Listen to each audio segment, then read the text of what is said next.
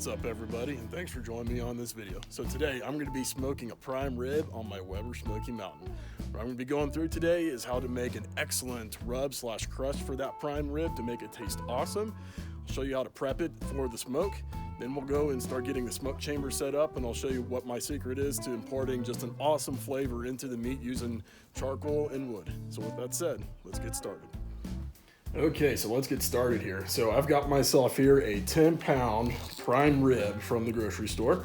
So it's about an hour and a half out from the smoke, so I'm gonna taking this out of the fridge and letting it come up to room temperature. That's the key when it comes to any type of meat that you're smoking. Let it come up to room temperature, or at least close to it, while you're prepping the smoker. So for my rub, it's really not that complicated. It's only 4 ingredients. So what I'm gonna be using is kosher salt, black pepper, minced garlic, and fresh rosemary. So let's get started on making the rub. So the first thing we're gonna be doing is we're gonna take in the rosemary, and you want about 3 good sprigs of it. 1, 2,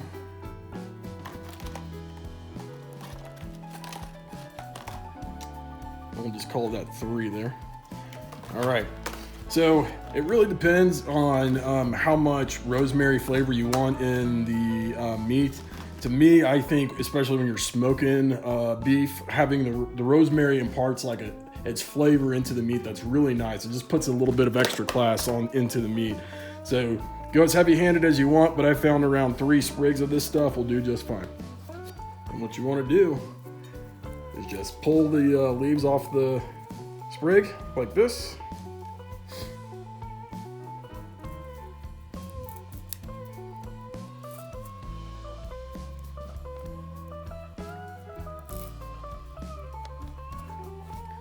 And what you want to do is just give it a really coarse chop of it. And we'll bring out the oils of the rosemary leaves.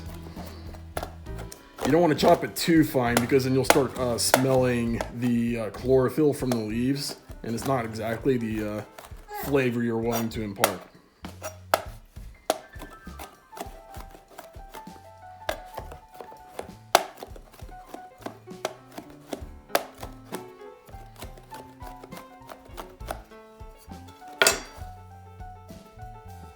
So you see, that's basically what you're kind of going for here.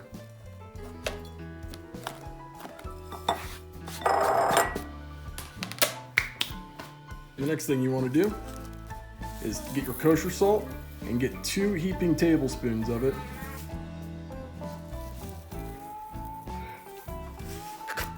Okay, the next ingredient you're going to need is 2 tablespoons of black pepper. I would say, I don't have it on me right now, but I would say if you can get coarse black pepper, that's better than having more finely ground, but it really doesn't matter in the grand scheme of things. It's more of just a texturing. Okay, the next one, minced garlic. So we're gonna be doing 3 tablespoons of the minced garlic. Do heaping if you want. Everything, garlic goes good with everything, including prime rib.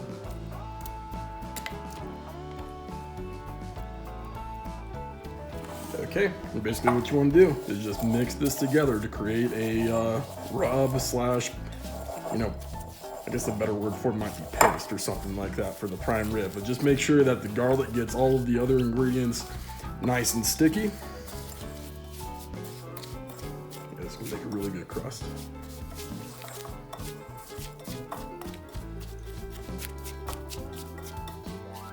It's like I almost want to eat the paste. It's gonna smell so good.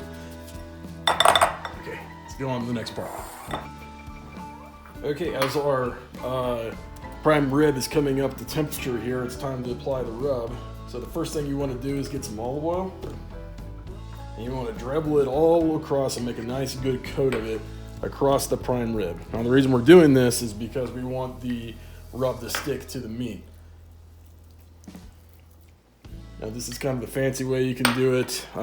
If you have spray olive oil, I mean, that makes the job that much quicker and easier.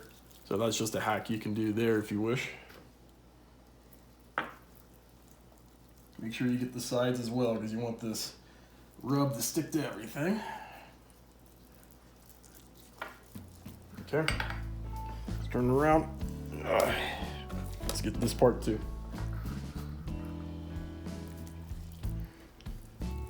Some people like to get their prime rib paired, have the meat paired from the ribs a little bit to make it look a little bit more fancy. Honestly, I could care less.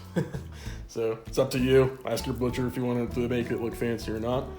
So as I said, this is a 10-pound prime rib. We've got three bones going along with this prime rib. It's going to make it some excellent nibbling on. Okay, now what we do next, just gonna take our paste and start applying it all over. Just rub it on in there.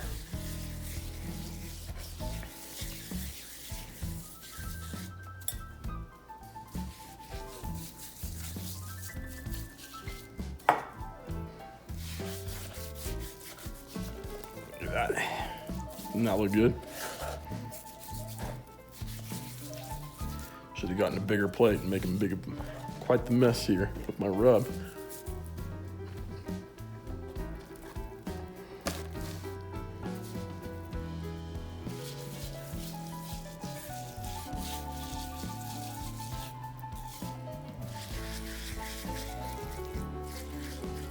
But don't worry about the rub not sticking to the rib side here a little bit. That's okay.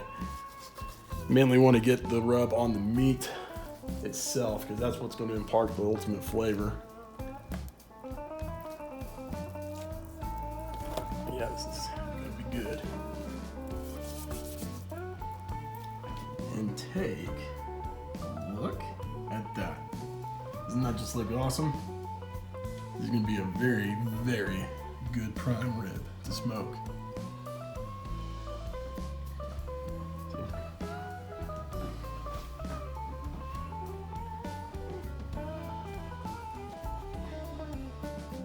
Okay, now that we've got the prime rib seasoned, we're just going to let it sit here on the counter and come up to room temperature. And now the next step will be, let's get the smoker ready.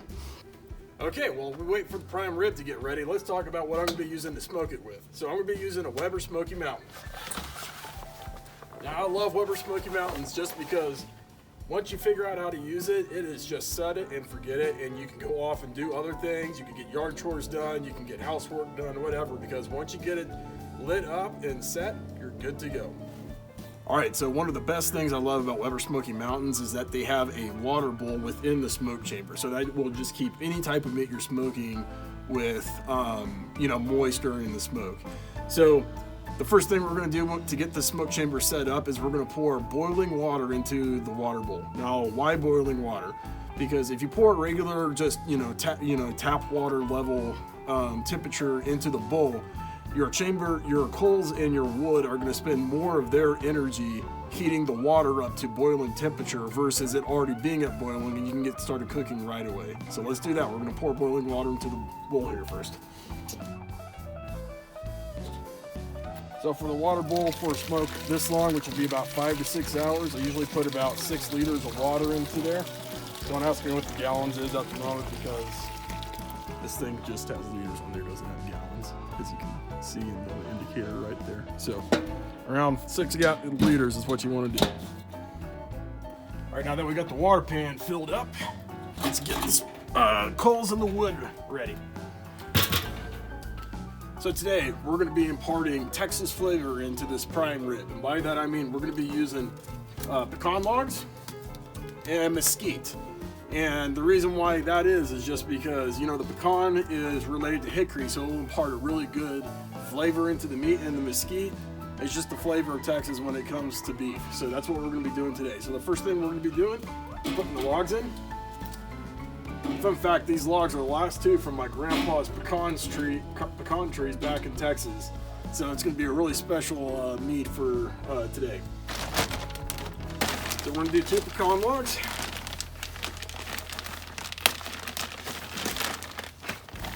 And then with mesquite, you don't want to be aggressive when it comes to the wood, because it does impart a pretty strong flavor. So this is more, the pecan is the main star and this is the sideshow, so to speak, but they complement each other. So we're going to get about 4 of these chunks as well to put in there.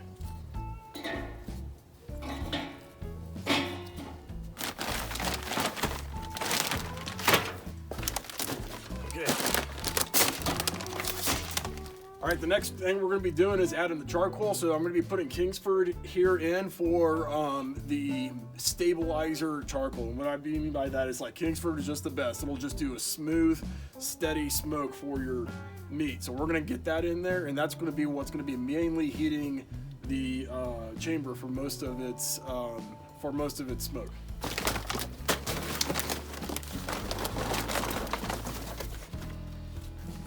So what I'm going to be doing here is putting the Kingsford on the rim of the charcoal, or of the chamber here. We'll pile it high, but we're going to be leaving it on the edges. And you'll see why in just a second.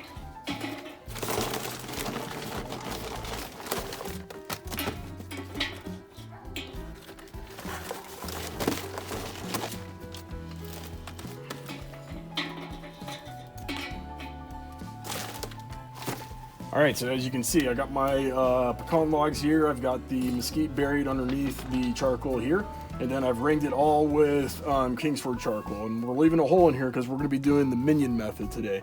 And I'll be showing you what I'm going to be using to get the hole in the middle filled up. Okay, to get the smoke started off, what we're going to be doing now is adding lump charcoal as the main starter. And the reason why I want to do lump charcoal is because it really just imparts a really good wood flavor into the meat to start the smoke off with. So that's what we're going to be doing. We're adding wood charcoal, get that lit, and then with the minion method, what you do is you put it in the middle, and as the charcoal spreads, it'll get the Kingsford and the logs lit up, and that can make you have a really good long smoke. So let's get started.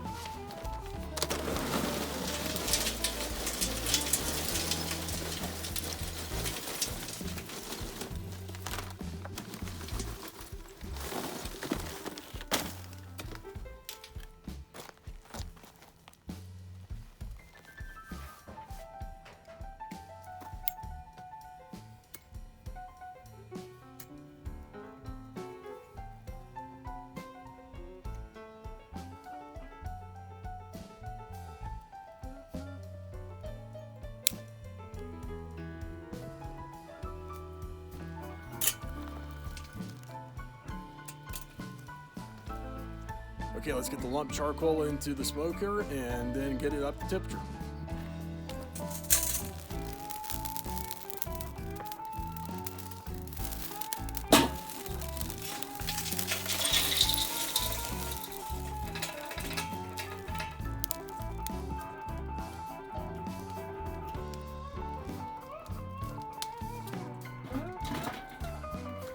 Okay, the smoke chamber is just about ready to go, so let's get the prime rib on the smoker here.